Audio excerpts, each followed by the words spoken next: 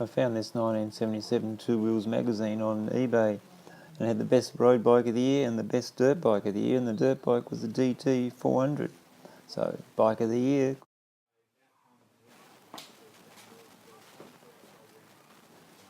Now that I have the suspension bolt out, I can just take the inner guard out and have a look what goes on in there. Only problem is I don't know what preloads are on things, so I'm doing this, but at the whole same time I'm thinking it could hold, oh, it could just go ka-twang any second, but it doesn't seem to be, so we'll see how it goes.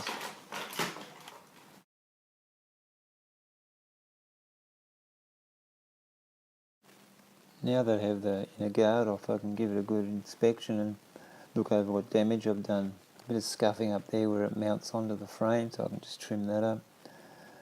That's a CDI that just got split in it. I didn't cause that, that's just old age. The strap for the toolbox, that's broken, so that have to be replaced. The bungs for the inspection, or the access holes for the bolt, they look okay. Just need a good clean up, nothing special there. This is the little flap that goes over that, where that bolt is, to protect it. It all looks good. That's where the exhaust pipe hole comes out, that looks good. The mirrors look in good condition, just very rusty, and there's nothing I'm going to do about that. I'll just give them a clean up and cover them somehow and reuse them. Now, CT10 is what I wash my bikes in. It's like truck wash, it's just a variation of it. All I'm basically doing with this bike, with that only wash with nylon idea, is that I'll soak everything first, give it a good 10 minute soak, and then I'll just start scrubbing away. Just using nylon and just a bit of elbow grease. Everything just gets done over, then rinsed off, and usually afterwards, when the parts are dried again, you can say, oh, I missed this bit or missed that bit, so it's just got to go back in again and get redone. Eventually you get through the whole lot, wash it 2-3 times, it doesn't matter, as long as the job gets done. Just do it, take your time.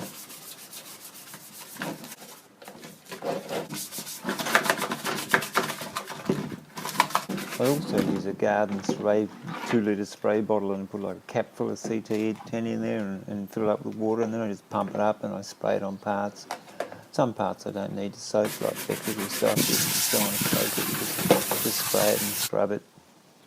Now this looks good, everything's clean now. You can see the fraying there, and everything looks clean. There's no cracks, no split, the plastic's still got some movement to it, so it's not brittle or hard. Just wants a few things trimmed off, and just so the bung sits in there nicely and doesn't ride high or anything like that. I don't want to remove any material, just clean it up. That strap has to come off. It's not good enough to do the job. It could break any day, and you can't have that.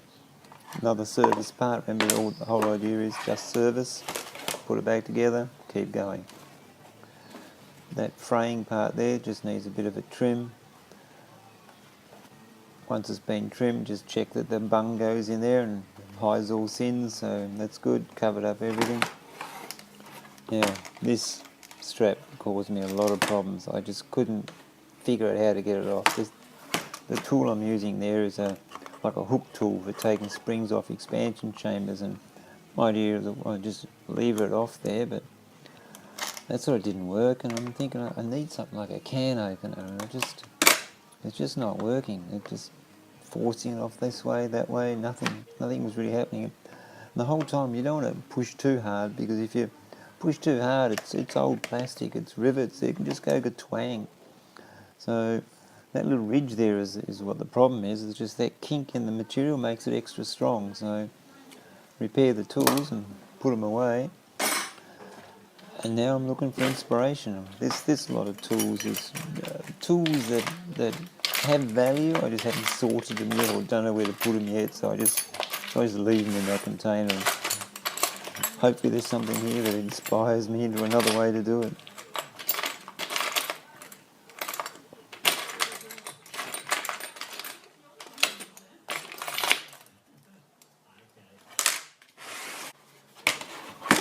Where possible, I want to just like clean the parts, fix them up, put whatever coatings I'm going to put on there, and then put them away. I really want to keep parts together. I've pulled bikes apart before, and yeah, one nut that fits up here is the same as the one that fits over there, and That's all good, but in this case, if I'm going to leave it with a rusty, I want to put that one roughly back where it came from, left, right, front, back. It doesn't matter so much as long as they're in the same spot, but there's certain areas of the bike which has deteriorated at different speeds, so a rusty nut should go in a rusty area. So to that degree, I'm going to keep an eye on where things go so that they go back together. Now, once I've done that, I'm time to put my first coating on, and this is going to be lanolin. That's what the old timers said to use. I think lanolin's good for the skin. I haven't thought to check the bottle, but let's see what happens. I want to rub it into everything just the first time by hand. With my experiments I've done so far on the tank, the lanolin seems to dry after a couple of days, or at least get a bit of a skin on it. So that's a good thing, because the last thing you want is a fat, moist sort of product. It'll just attract dirt. I'm also, with those bungs, while it's still wet and greasy, I'm putting it back together so that I will rub it off, but those bits definitely have a thick coating of lanolin in there, so where I'm cleaning up later on, it won't matter so much.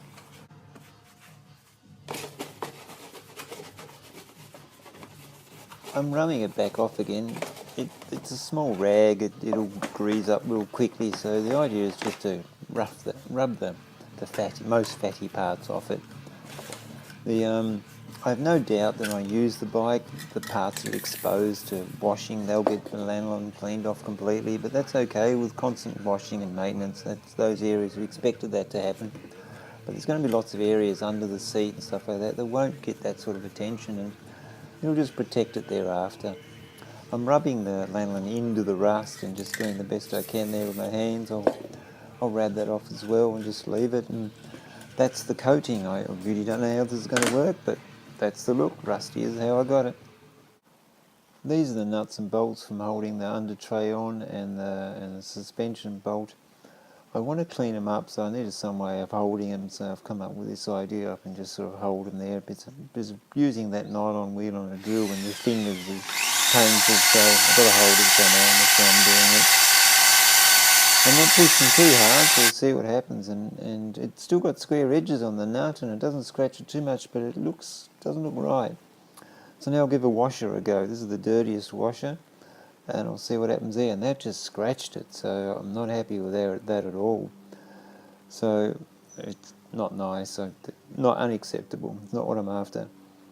So I'll flip the washer over and I'll give the other side a go, but this time I'll do it really lightly and see if I can come up with a better look to it. And it's not that good. So anyway, I will now practice with these 3 bolts that hold the under tray, and I'm going to hold it in a vice grips like this and give it a really good scrub and see what happens this time, because that nylon wheel is not working for me.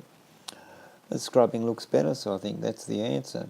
So now every nut and bolt and washer has to be hand scrubbed, and I've just made a $100,000 bike if you look at that in wages.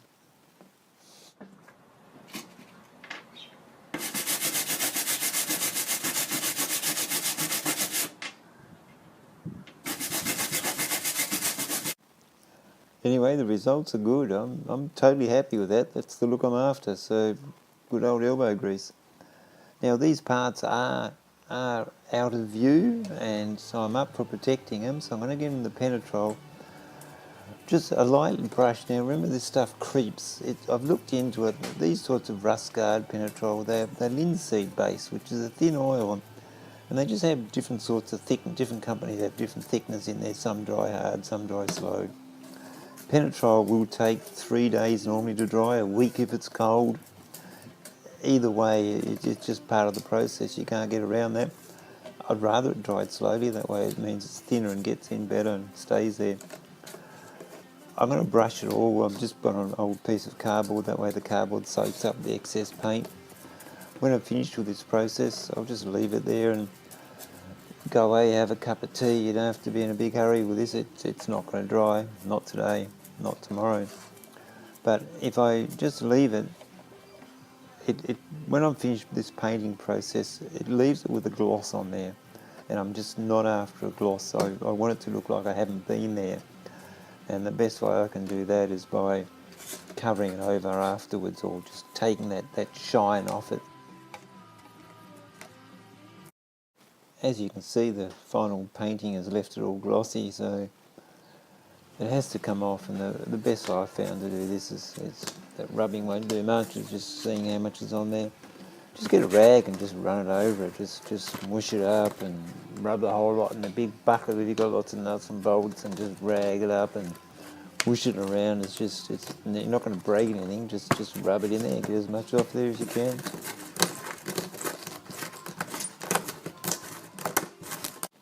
As you can see, there's less gloss now, and I'll do this again in about 4 hours sometime later tonight, and that should be good. Now, electrical parts, they won't escape being washed. It's just got to check where water might get in, and you won't use it straight away, so the water will evaporate, but just spray it with that garden spray and give it a good scrub.